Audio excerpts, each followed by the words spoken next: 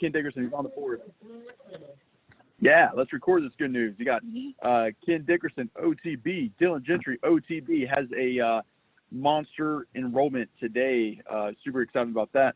Let's just go down. Greg Pendleton, who's sitting at 2,064 in GAP. Michelle Ware is sitting at 4,198. Success leaves clues, 31 and a half hours worked. Michelle's done 25 demos. Holy smokes. That's a lot of demos in 3 days. Caitlin Roberts doing the deal, doing 29 demos, sitting at 5,890 in GAP. Toy Bellamy is doing the same thing. He is sitting at 4,622. JP, 37 hours worked, 25 demos. This is the reason why we're having a great week, guys. Our demos is out the roof. Sebastian Giraldo. Check this, guys. Third week in the field. Sebastian is having his breakout week. He's sitting at 28 hours worked, sitting at 8,218 in GAP. Awesome. He's gunning for his first eagle. Already collected 13 referrals and a bunch of other good activities in there as well. Let's go on up the alphabet. Already went over Caitlin. Let's go to, I know Brad Phillips. He is on the board with over 3,300 in GAP. Chelsea Orrich, who's right in the car right beside me. We've already done 4 demos today, 2 group presentations, and signed up 2 people already. Started the day sharp at 5:30 out here in good old Lincolnton. She is sitting on 4,020 for the week. She's worked 35 hours and done 20 demos so far. CJ Clark leading from the front like he always does. 33 hours worked, already done 22 demos, sitting at 6,673 GAP. Already collected 13 referrals and some other good activities in there. Brandy Grand doing what she does, worked right at 29 hours and sitting at 43.93 of GAP. And wrap it up, I've worked right at 39 and a half hours. I've done 28 demos so far. I got that 40 demo countdown. I actually increased it to 45 because I'm actually ahead of my demo goal. So I'm going to do 45 demos this week. That's my countdown, baby. Let's do it. We got I think 14,376 as of yesterday. Sold a couple thousand this morning. So let's go. Let's finish strong, guys. Monster Thursday. Week is halfway over. There's some people that are having a great week so far. There's some people who are right on line with their goal, and there's still a lot of folks that are definitely nowhere near their goal. So if you're in that category, it doesn't matter. One day can't break your week. 3 days can't make your week, but one really good day can definitely make your week. And most of the premium is actually going to get sold today, tomorrow, and Saturday. So let's get our mind right, sharp. Listen to those SoundCloud. Guys, I've been playing those SoundCloud episodes 24/7 all week long. No music. Nathan Trebor from SoundCloud on full blast. You can ask anybody who's following me. We pretty much have it engraved in our brain. So over to you, Van. Kyle, I love it. Can you remind me again, including kind of estimating in today's this morning's premium with those 4 applications, where are you sitting at after Wednesday? After Wednesday, I was sitting at 14,376 after Wednesday. Okay, so including today's 4, you're sitting on somewhere around what, 16? Yeah, from what I've sold about, I think, 2,000 in GAP so far today. So about 16,000. Nice. Yep. You know it's going to be a great day when you're up over 2,000 before the 8 a.m. Zoom. That's awesome, man. Thank you for leading from the front, and look forward to joining you in Eagledom later this morning. That will happen. So we're definitely by noon. So guys, we were talking about what to cover, and I appreciate you guys, everyone that commented, and I got several text messages on yesterday's topic with talking about referrals. Talking about rebuttals and the use of rebuttal number 1 and why to use it. I really wish I had recorded that, but I didn't. But I'm definitely going to get this today. What we're going to talk about today, guys, it's enough information that we're going to break it down into a 3-part series. I'll do some of it today. I'll share some of it tomorrow, and then we'll bring it home either next Monday or Wednesday, depending on what makes the most sense. But definitely want to catch up with you about referrals. And we've got a very, very special guest that's going to be on in about 5 minutes just to kind of share with you why on referrals and how it has completely changed the face of her career and helped her be one of the top agents in the company. But we're going to share a little bit about referrals. And I want to get in, guys, to why, just to help you understand the why behind the what. Yesterday, we talked about why behind rebuttals and how people's brains work. And hopefully it lets you understand that you're not being pushy when you're using a rebuttal. It's written the way it is to help people make a good decision.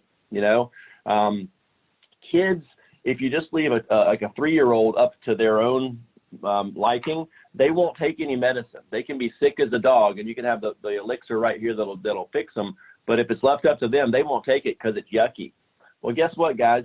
What we sell is yucky. Sometimes it costs money, and for adults, that's yucky. They don't like that taste, but they need that medicine to get them better in the event that they have better financially, in the event that they have a serious illness or serious injury. So, guys, I'm going to do the same approach today with referrals. Get into the why, and then we'll get more into the how-to over the next couple of days. But, guys, if you've been in sales for more than 5 minutes, you already know the best way to get clients is by referral.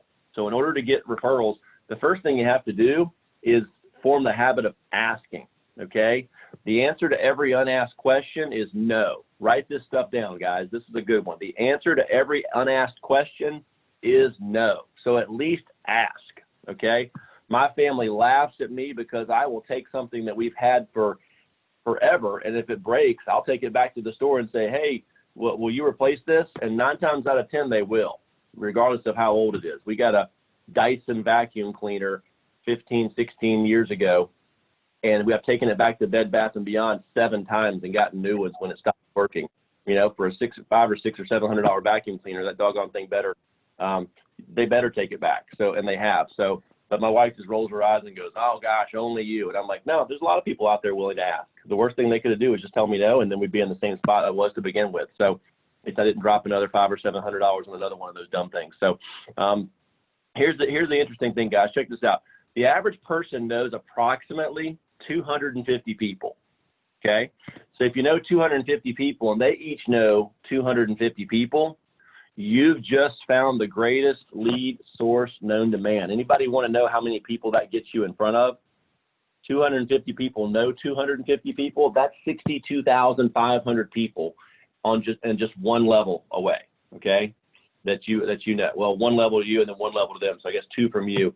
It puts you in touch with over 62,000 people. That's insane. Yet you're simply more effective as a salesperson when you work with a referral mentality. Okay. In his book, Sales Prospecting for Dummies, and by the way, guys, when we reference books in some of these trainings and it's something you want to get good at, write that book down and hop on Amazon Prime and just order it. It'll be here in 2 days, and you can start purposefully training yourself. You don't need to wait until one of these trainings to get yourself. You can sharpen your own saw on your own time. But I would encourage you guys to get this book, Sales Prospecting for Dummies by John Hopkins. It says that your closing ratio for non-qualified leads is about 10%, and it's almost 60% with a referral lead. And that's very, very similar. That's very close to the numbers in our business. Undoubted, your chance of closing a sale goes up 6-fold when it's a referral. Referrals are also very important as they reduce the length of your sales cycle because you're able to move more quickly through the sales process due to the mutual connection and the trust that's there from that.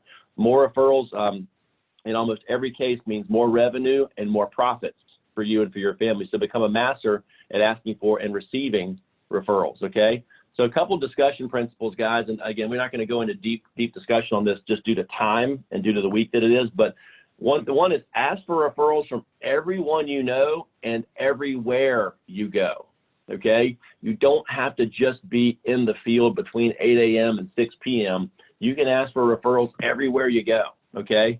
The answer may be no if you ask, but the answer will always be no if you don't ask, okay? Again, if you didn't write it down before, write it down now. The answer to every unasked question is no, so at least ask.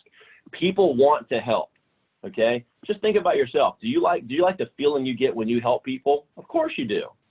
Other people do too. They're humans, so they want to help you, but you gotta ask.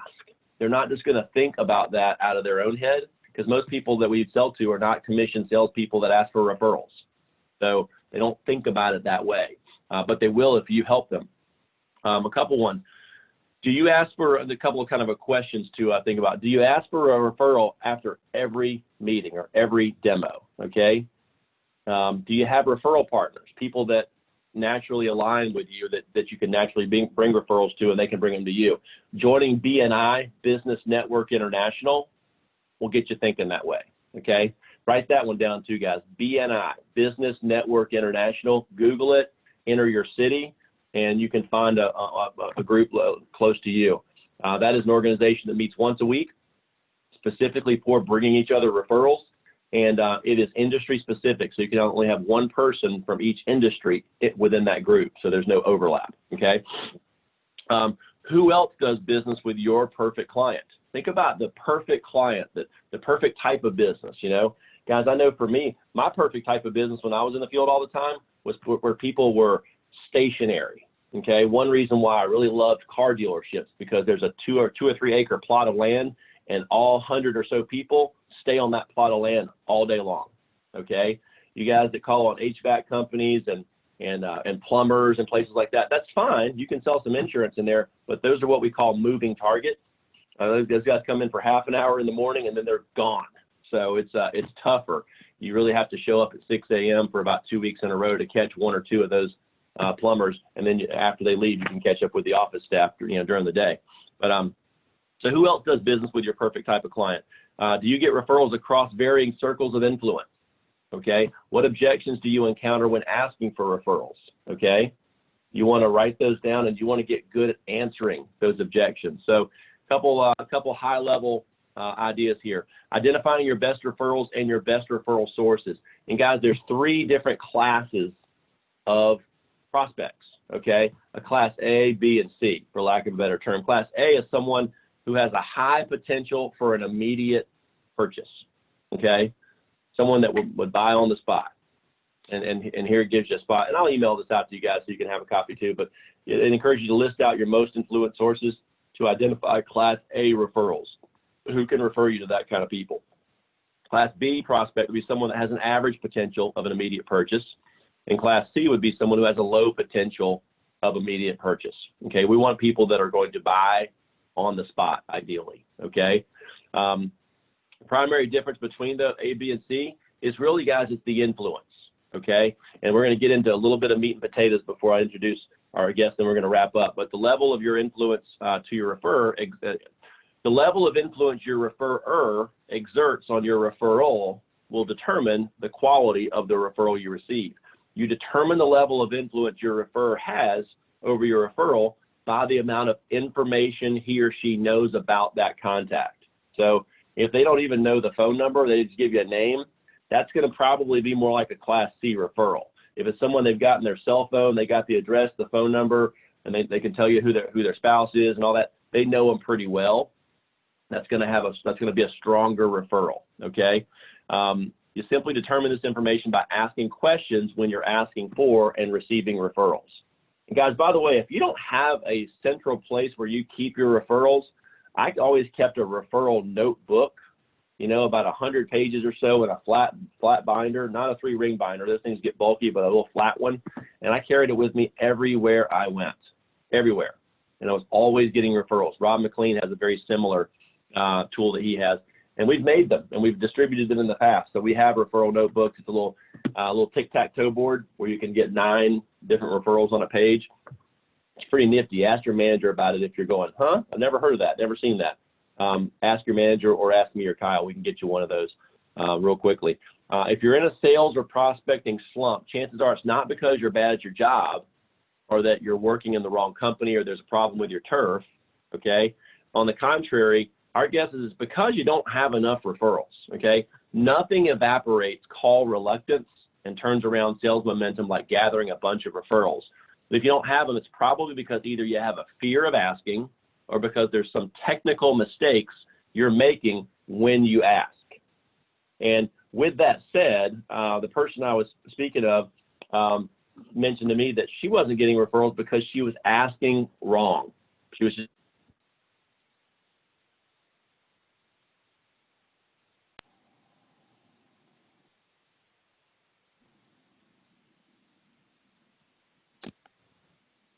Can't hear you, Van. Hear you. sorry. The last like Can you hear 30 me? seconds. Yeah, I can hear you now. Now, Okay. Yeah. Sorry, I had an emergency flash flood warning pop up, and that might have cut off my that may have cut off my microphone for a second. Fine. So I'll reread this last part if you admit. So nothing evaporates call reluctance and turnaround sales momentum like gathering a bunch of referrals. But if you don't have them, it's probably because either you have a fear of asking, you're just not asking at all, or because you are asking, but you're asking the wrong way. There's some technical mistakes that you're making when you ask. And so the person I'm going to introduce right now, again, she's the number 16 agent in the entire company. As I was sending out text messages yesterday, reminding people where they are for the cash monthly cash bonus, this was the top person on our list. Matter of fact, I'm actually looking for here we go, Adobe Acrobat. Actually, I've already got it pulled up. Yeah, this is the monthly cash. I was kind of flipping through it, and I was encouraging everybody to get to 30,000, get to 30,000, get to 30,000, so you can get a $1,500 bonus. And with this person, since she was pretty much at 30,000, it was, hey, let's get to 40,000. I actually had to look up the bonus on that because I've got the first 4 levels memorized pretty good. But once you get up to 40,000 in premium, I'm like, hey, how does that work? So I had to go back and look. But Rachel Hutchinson, been with the company about 6 years now. You can kind of see 11,800, 4,200, 8,200, 5,200 already sitting on right at a green out so far for this week. So over 33,000 for and pushing towards 40. She'll get a $2,000 cash bonus this month.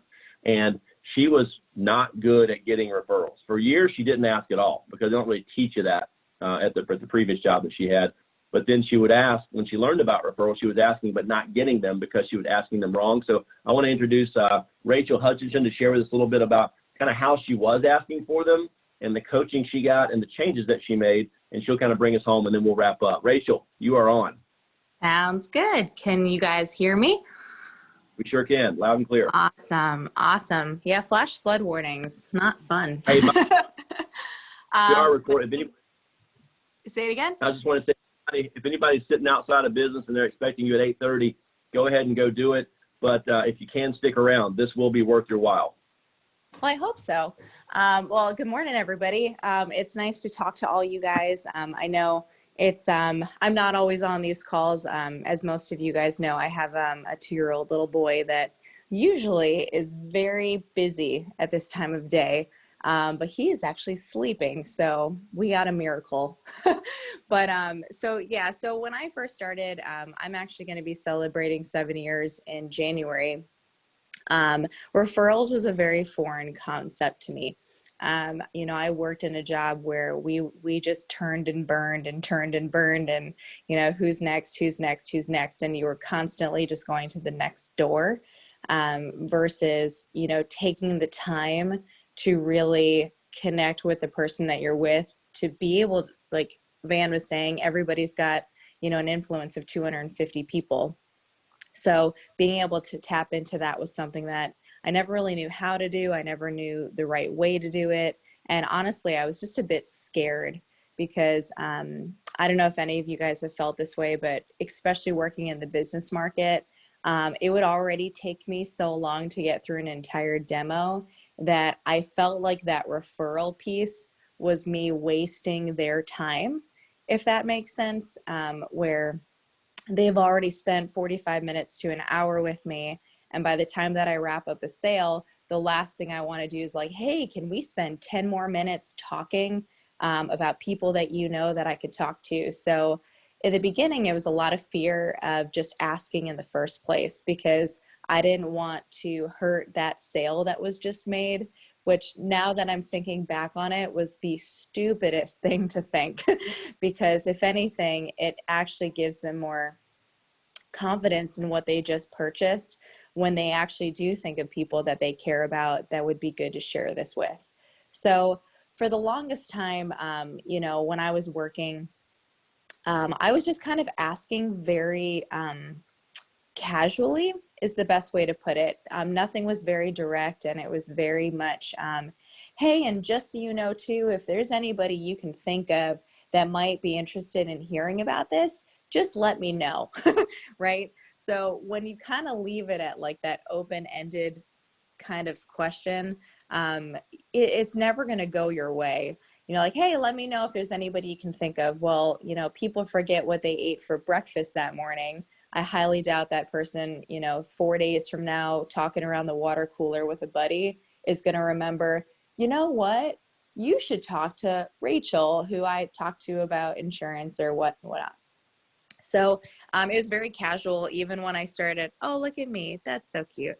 Even when, even back in the day when I started doing Zoom calls, man, I, I made such mistakes in the beginning of this whole pandemic, because I would even be in a much better spot right now had I spent the first 3 months of COVID asking for referrals, because I was getting all of my clients on the phone for the first time in years. And a lot of them, again, I never asked for referrals the first get-go around too. So I guess first and foremost, listen to what Van is saying and listen to what everyone is saying. The earlier in your career that you can just start asking and doing it the right way, you will be way better off by the time that you hit 6, 7 years like I am, because you're going to have that momentum and much more organized in doing it in the first place. So as far as the right way to do it, a lot of what Van was saying is 100% true. There's certainly different levels of referrals to get. You want to be organized. That was one of my biggest challenges, and still is to this day, is I'm one of those people that would just jot down a referral on anything and not be organized. So I guarantee you, there are hundreds and hundreds of people that have fallen through the cracks that I never even got to call on, because I wasn't organized with where I was putting my referrals. And I also wasn't calling on them. That's another thing I would say has been a challenge that I've faced too, is even once I started getting them, I had this big book of referrals I'm sitting on, but there's still that fear there of even just picking up the phone to call them, because you don't know what they're going to say, right? Or even just approaching them in person. We took Kate Wright's class this past month and a half or so. And one of the things that stuck out to me that she always talked about is in person is always the way to go with these referrals if you can. Now, if you can't, obviously you got to call more people in order to get anywhere. But it's still, it's always going to be better to do it face-to-face if you can. So through a lot of learning and tribulation, I started adapting the habit of just asking the right way. And essentially all that I say when I'm done with a call, and I can just kind of role play so you guys can hear what I say, is I thank my client first.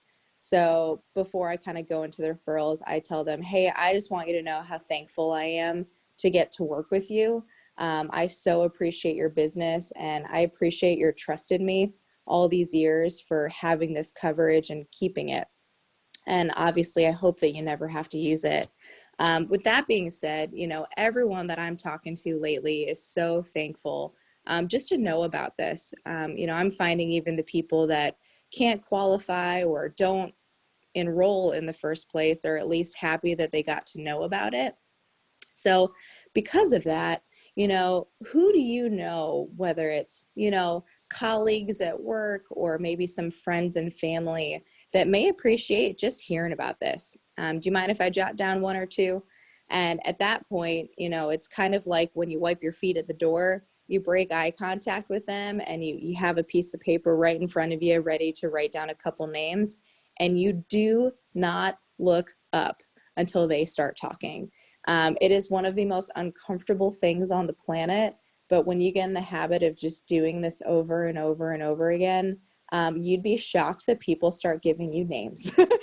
So that was a big surprise to me in the beginning. And obviously I'm doing everything virtually, so I'm having to hold my paper up so they can see it in front of my computer screen, and they see my pen, so they know exactly what I'm doing. It's a little different than being face-to-face. And then, obviously you're going to get objections for some people. You're not going to get referrals from everybody. And guess what? That's kind of okay. I've kind of told myself, if somebody doesn't give me referrals, I probably wasn't meant to get them from that person in the first place. Or did I say everything that I should have? So it's either a learning experience if I don't get referrals of like, okay, what could I have done differently to have gotten referrals from this person? Or I just didn't get referrals, and that's okay, but at least I asked. So I always kind of go back to one of those two things, especially when I first started, to just make sure, am I doing this correctly? And is there anything that I could have done differently? And then a lot of times, one of the things you can do too is to kind of egg people on, is just ask probing questions based on the people that they know. You know, I typically try to start with family or colleagues at work, because I just find that those are typically the easiest top of mind people. But, you know, even digging a little deeper, well, who do you know that has a family member that has cancer right now that's going through it? Okay, what's their name? And then, you know, again, pen to paper. Or, you know, how about your kids? Do they have any families, or are you family friends with any of their parents that might be good to talk to that are in a similar situation to you? You know, dual income working family kind of stuff. And again, like Van was saying, the more information you can get on somebody, the better. And I find that this has helped me astronomically when I actually call someone, because if I can call somebody and say, hey, I hear that you're like best friends with Lauren. You guys met in kindergarten, like you grew up together your whole lives and went to college together. Like, that's awesome. Like, tell me more about that. Like, you are no longer a salesperson. You are part of like that person's life and into that other person's life. So I try to get something interesting about everybody. So whether it's, you know, where they work or how long they've been doing it or how they know each other, honestly will get you every time. You know, I had a client of mine that introduced me to her boss, and they call her, what was it? 5 Foot Dynamite is like her nickname. So she told me that, and I wrote it down. And you better believe I used it when I called that lady up, and I was like, yeah, I hear you're a little 5 foot dynamite, huh? And she's like, how'd you know that? I'm like, she talked about you. So getting the most information that you can will definitely help when you are making that first initial contact too. So that's pretty much all that I have. I guess I can open up to questions if anybody has any.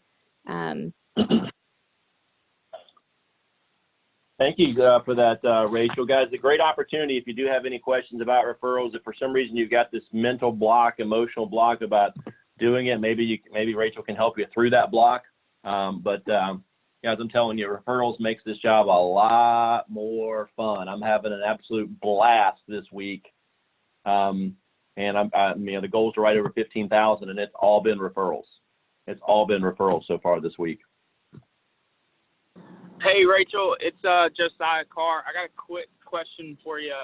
Do you think there is an expiration date on referrals? That's a great question. Possibly. I don't know. I'd have to get back to you on that one. So I have a lot of referrals from current clients that I'm currently working with, and I'm finding that I can't always get to them right away. I know in talking with Rob McLean, he's one of those people that, you know, strike while the iron's hot, of course, but I don't think it is out of the question to call somebody later either. You know, I probably have books of referrals from years ago that I never called on, and probably what's going to end up happening is I'll find those and be like, you know what, it's worth a phone call, right? You know, because you have to understand that most of your people that are offering that referral up probably never told the other person that you're going to be calling, like 90% of the time. Even if they say they will, a lot of times that they don't. So in that sense, I don't think a referral expires at all. Just because if you have it and you have enough detailed information where you can make a confident enough approach or phone call to them, I don't think so. I think it's worth a shot. I mean, at the end of the day, we work in a very abundant, you know, you have to have that abundance mentality here because, you know, if you don't think that there's an infinity or infinite amount of people to go talk to and call on, then you're wrong.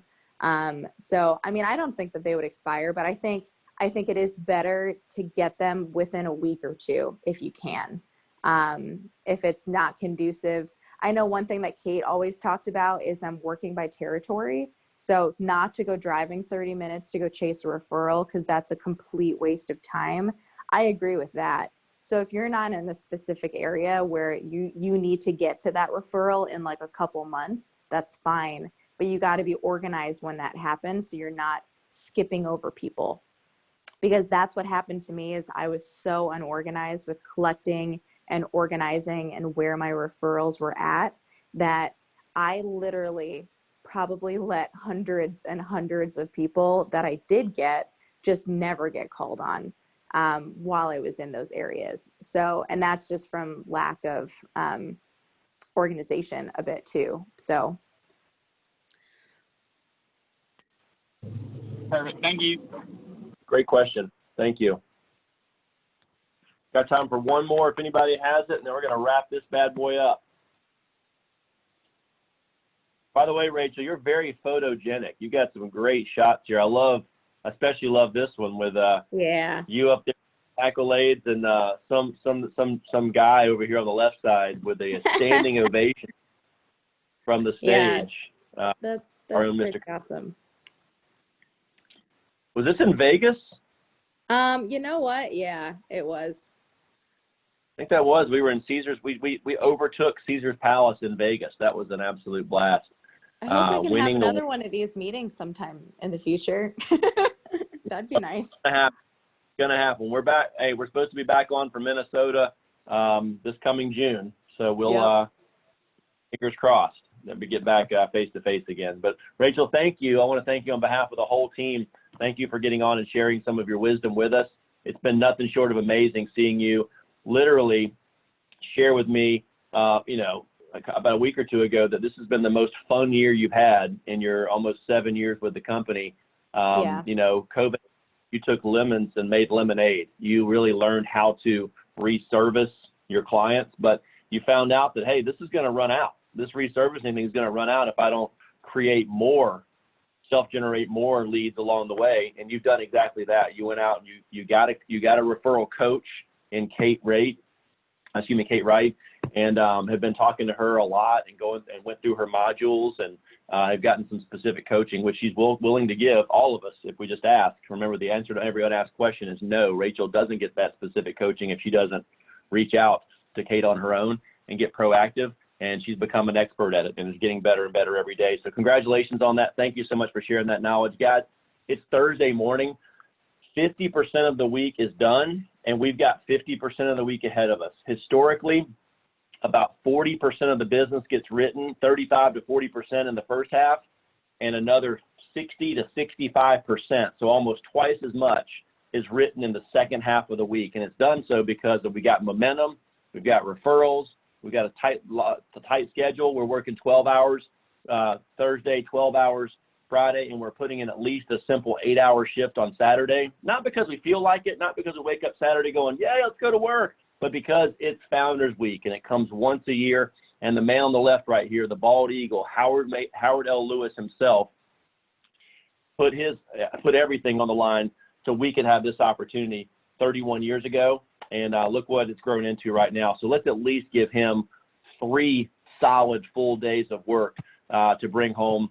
And again, we're sitting on 46,000, need another 54,000 here. Need a little bit more in the second half, so it's going to take that effort. And I implore you guys, dig in, make it happen. And Schneider Agencies, keep on that pace you're going on. You're on track to get up over 130K for the week, and that is so awesome. It'd be incredible to have the organizations combined for over 230,000 of premium for this week. So keep it up. Thanks, guys. You're awesome, and have a wonderful, wonderful day. Can't wait to see the good news. Call me if you need me. Adios.